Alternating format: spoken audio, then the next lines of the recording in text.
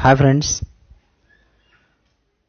परत एकदा आपण आपल्या लेक्चरकडे किंवा आपल्या ऑनलाईन टीचिंगकडे वळणार आहोत. विद्यार्थी मित्रो, इन बिटवीन पिरियडमध्ये दीपावली वेकेशनचे बरेच हॉलिडेज गेले आणि आपल्याला थोडंसं आपण म्हणू शकतो की आपण अभ्यासापासून थोडंसं लांब सरकलेलो होतो. परंतु आता हळूहळू आपल्याला पुन्हा एकदा आपल्या अभ्यासाशी कनेक्ट व्हायचं आहे.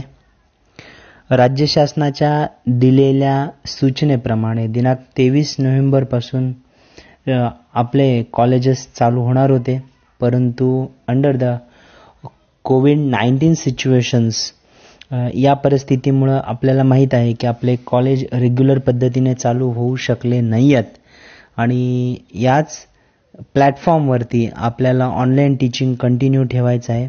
ऑनलाईन टीचिंग करत असताना विद्यार्थी मित्र हो, आपल्याला अजून एक भाग कंटिन्यू करायचा आहे, तो म्हणजे रायटिंगचा सराव किंवा लेखीचा आपण म्हणतो की लिखाणाचा सराव करणं ही तितकंच इम्पॉर्टंट थिंग आहे. If you have all the knowledge about the examination syllabus and extra all upon the 12th standard, but you could not write a single sentence in your answer paper, so you will not become a pass in the 12th examination.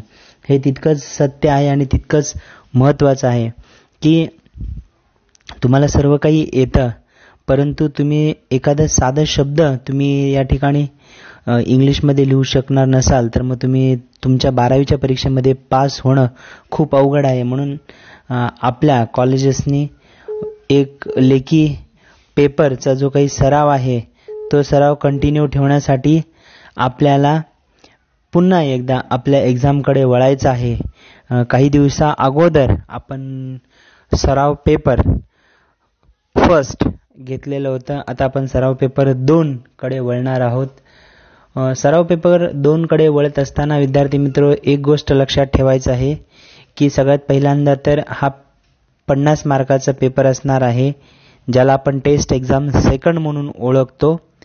आणि 50 मार्काची exam conduct करत असताना ज्या पद्धतीने 100 मार्काचं लेखी paper आहे त्याच प्लॅटफॉर्मवरती त्याच धर्तीवरती आपल्याला 50 मार्काचं सेम पेपर कंडक्ट करायचं आहे. विद्यार्थी मित्र, आता हे पेपर कंडक्ट करत असताना तुम्हाला वाटत असेल की बाबा याच्यामध्ये आणि त्याच्यामध्ये बदल काय, तर वेळेचा बदल राहणार आहे आणि मार्काचा बदल राहणार आहे आणि लिखाणाचा सुद्धा बदल राहणार आहे. हे सगळं करत असताना आपल्याला त्याचं जे काही स्ट्रक्चर आहे ते स्ट्रक्चर थोडंसं समजून घ्यावं लागणार आहे. विद्यार्थी मित्र हो, मी तुम्हाला स्ट्रक्चर सांगतो, लक्षात घ्या. प्रॅक्टिस टेस्ट एक्झाम नंबर 2, ज्याला आपण सराव परीक्षा नंबर 2 असं म्हणून सुद्धा ओळखतो, त्याचा फॉर्मॅट आहे 50 मार्काचा पेपर राहणार आहे आणि त्याच्यामध्ये एकूण 4 सेक्शन राहणार आहेत. ज्या पद्धतीनं लेखी पेपर 100 मार्काचं असतं त्याच पद्धतीनं हे लेखी पेपर 50 मार्काचं आहे. याचेही 4 सेक्शन पडतात. सेक्शनमध्ये फर्स्ट जो सेक्शन आहे तो प्रोजवरती डिपेंडेंट आहे. प्रोजवरती डिपेंडेंट असताना आपल्याला बघायचं आहे क्वेश्चन नंबर 1A जो आहे तो सीन एक्स्ट्रॅक्ट आहे. सीन एक्स्ट्रॅक्ट याचा अर्थ प्रोज जो काही आहे तो आपल्याला आपल्या टेक्स्टबुक मधलं पॅसेज पडणार आहे आणि तो आहे एकूण 12 मार्कासाठी. 12 मार्कासाठी क्वेश्चन नंबर 1A सेक्शन राहणार आहे. आपल्याला सर्वांना माहीत आहे की याच्यामध्ये एकूण 5 उपप्रश्न पडतात किंवा 6 उपप्रश्न पडतात, ज्याच्यामध्ये ग्लोबल अंडरस्टँडिंग असेल, त्याच्यानंतर फॅक्च्युअल अंडरस्टँडिंग असेल, त्याच्यानंतर एखादं ट्री डायग्राम कंप्लीट करायला सांगतात किंवा व्होकॅब्युलरी असेल, त्याच्यानंतर पर्सनल रिस्पॉन्स असेल, त्याच्यानंतर ग्रामर असेल. अशा पद्धतीने सीन एक्स्ट्रॅक्टमध्ये एकूण 6 उपप्रश्न असतात. त्याला प्रत्येक each question will carry the 2 marks. अशा पद्धतीने 12 मार्काचा हा पहिला प्रश्न A आहे. त्याच्यानंतर B आहे लँग्वेज स्टडी, जो 4 मार्कासाठी विचारला जातो. 4 मार्कासाठी आपल्याला इथं ग्रामरचा अभ्यास करायचा आहे. त्यालाच त्यांनी लँग्वेज स्टडी असं म्हणून सुद्धा म्हणलेलं आहे. याचा अर्थ पहिला जो काही प्रश्न आहे तो प्रश्न 16 मार्कासाठी झाला. आता हळूच आपण सावकाशपणे नेक्स्ट क्वेश्चनकडे वळणार आहे. Question number 2A, unseen extract. ज्याला अनसीन एक्स्ट्रॅक्ट याचा अर्थ पुस्तकाच्या बाहेरचं पॅरेग्राफ आपल्याला विचारलं जातं, जे 12 मार्कासाठी असणार आहे.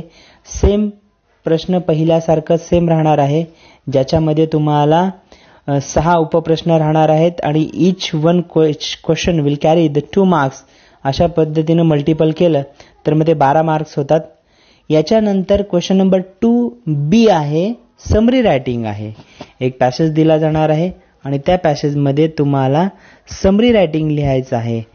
तुम्हाला माहिती आहे समरी रायटिंग याचा अर्थ 1/3, 1/3 असं म्हणलं जातं आणि त्या ठिकाणी आपल्याला दिलेल्या पॅसेजचं समरी रायटिंग करायचं आहे. अशा पद्धतीने एकूण 32 मार्कासाठी पहिला सेक्शन असणार आहे, ज्याच्यामध्ये क्वेश्चन नंबर पहिल्याला 16 मार्क आणि क्वेश्चन नंबर 2ला 16 मार्क. आता आपण नेक्स्ट क्वेश्चनकडे वळणार आहे. क्वेश्चन नंबर 3, सीन एक्स्ट्रॅक्ट, ज्याच्यामध्ये सेक्शन 2 आपण म्हणू शकतो, जे पोएट्रीवरती डिपेंडेंट आहे, कवितेवरती डिपेंडेंट आहे. हा प्रश्न कवितेवरती डिपेंडेंट असल्यामुळे इथं तो प्रश्न 10 मार्कासाठी विचारला गेलेला आहे. सीन एक्स्ट्रॅक्ट आहे, 3 कविता आहेत, लाईक ॲज एक असेल इंडियन व्ह्यूवर असेल किंवा द इंच कॅपे रॉक असेल, अथवा जे कविता आहेत त्या कवितेवरती एक 10 मार्काचं सीन एक्स्ट्रॅक्ट विचारलं गेलेलं असतं. क्वेश्चन नंबर 4 आहे. आता जो सेक्शन 3 म्हणून आपण ओळखतो, ज्याला सेक्शन 3 म्हणलं जातं, रायटिंग स्किल्स, लेखी कौशल्य, लिखाणाचं कौशल्य, ज्याच्यामध्ये एक्सपान्शन ऑफ आयडियाज आहे. एक्सपान्शन ऑफ आयडियाज याचा अर्थ कल्पना विस्तार म्हणून विचारलं जातं. विद्यार्थी मित्र हो, अतिशय महत्त्वाचा भाग आहे, ज्याच्यामध्ये जे काही पॅरेग्राफ आहे, अर्धा भाग जो फर्स्ट हाफ आहे तो फर्स्ट हाफ दिला गेलेला असतो आणि सेकंड हाफ तुम्हाला त्या ठिकाणी कंटिन्यू करायचा असतो. हा कंटिन्यू करत असताना आपल्याला ज्या काही नॉलेजेस दिलं गेलेलं आहे, जे काही तुमच्याकडे असलेलं इमॅजिनेशन पॉवर आहे, ते इमॅजिनेशन पॉवर वापरून तुम्हाला या ठिकाणी कल्पना विस्तार करायचा आहे आणि त्यालाच तुम्हाला 4 मार्काला विचारलं आहे. या ठिकाणी एक्सपान्शन ऑफ आयडियाज त्याला ऑर आहे इंटरव्ह्यू. आपण पाठीमागच्या बऱ्याच वर्षी बघितलेलं होतं, इंटरव्ह्यू क्वेश्चन बघितलेलं होतं. या ठिकाणी त्याच पद्धतीने विचारलं जाणार आहे. शक्यतो इंटरव्ह्यू करण्यापेक्षा विद्यार्थी हो आपण काय करायचं, एक्सपान्शन ऑफ आयडियाज करायचं आहे. थोडंसं पॅरेग्राफ वाचलं तर तुमच्यात लगेचच लक्षात येतं आणि मग त्या ठिकाणी तुम्ही तो क्वेश्चन लिहू शकतो. तो क्वेश्चन या ठिकाणी 4 मार्कासाठी विचारला गेलेला आहे. आता नेक्स्ट आणि लास्ट सेक्शन, जो 4th सेक्शन आहे, लिटररी जनर म्हणतो आपण त्याला, जो नॉवेलवरती डिपेंडेंट आहे. The history of English novel असे एक जनर आपल्याला अभ्यासाचा आहे, ज्याच्यामध्ये कादंबरीचं उगम असेल किंवा कादंबरीचे जे काही कॅरेक्टरिस्टिक्स असतील, वैशिष्ट्य म्हणतो आपण, ते कादंबरीचे वैशिष्ट्य, असे अनेक घटक आपल्याला या ठिकाणी अभ्यास करायचे आहेत. आणि हे अभ्यास करत असताना आपल्याला एक गोष्ट लक्षात ठेवायची आहे की इथं मल्टिपल चॉईस क्वेश्चन, म्हणजे याचा अर्थ ऑब्जेक्टिव्ह टाईप क्वेश्चन विचारले जाणार आहेत, म्हणून खूप बारकाईने आपल्याला अभ्यास करावा लागणार आहे. बऱ्याच वेळेस काय होतं, नाहीतर ज्या गोष्टी आपल्याला सांगितल्या गेलेल्या असतात ते आपण म्हणू शकतो की बाबा मल्टिपल चॉईस क्वेश्चनवरती डिपेंडेंट नसतात, परंतु या ठिकाणी नॉवेलचा जो भाग आहे तो नॉवेलचा भाग बघत असताना आपल्याला इथं MCQ विचारलेला आहे. त्याच्यामधला A MCQ ॲक्टिव्हिटीज 2 मार्कासाठी आहेत आणि B MCQ ॲक्टिव्हिटीज हे 2 मार्कासाठी आहेत. याचा अर्थ क्वेश्चन नंबर 5 हा एकूण 4 मार्कासाठी कॅरी केला गेलेला आहे. आता तुम्ही याचं जरा मल्टिफिकेशन बघितलात तर तुम्हाला लक्षात येईल, 12 4 16, 16 16 32, 32 मार्क, 42 मार्क आणि हे 8 मार्क, असं एकूण तुम्हाला 50 मार्कासाठी हे क्वेश्चन पेपर पॅटर्न तयार केले गेलेलं आहे आणि हे पॅटर्न व्यवस्थित समजून घेऊन आपल्याला अभ्यास करून पेपरमध्ये लिहायचं आहे. तुम्हाला व्हॉट्सअपच्या ग्रुपवरची बऱ्याच सूचना दिल्या गेलेल्या आहेत विद्यार्थी मित्र हो. बऱ्याच मुलांना कॉलेजमध्ये बोलवून आन्सर शीटचं डिस्ट्रीब्युशन केलं गेलेलं आहे.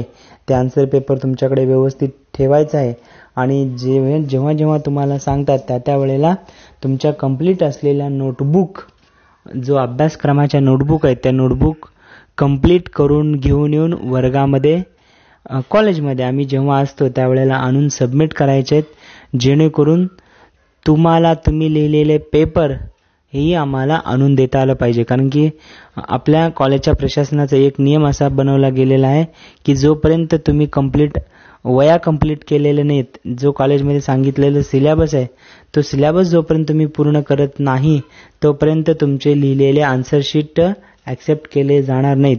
आणि या वर्षी बाहेरची सिच्युएशन अशी आहे, कोरोनाची सिच्युएशन असल्यामुळे बरेच पेपरचे मार्क हे ओरली दृष्ट्या दिले जाणार आहेत. म्हणून तुम्ही या ठिकाणी जो काही पेपर पॅटर्न सांगितला गेलेला आहे तो पेपर पॅटर्न तुम्हाला व्यवस्थित समजून घेऊन या ठिकाणी पेपर सोडवायचं आहे. आलं लक्षात? तोपर्यंत आपण इथं थांबूयात. राहिलेलं नेक्स्ट यूट्यूब व्हिडिओ लेक्चरला बघूयात. तोपर्यंत धन्यवाद.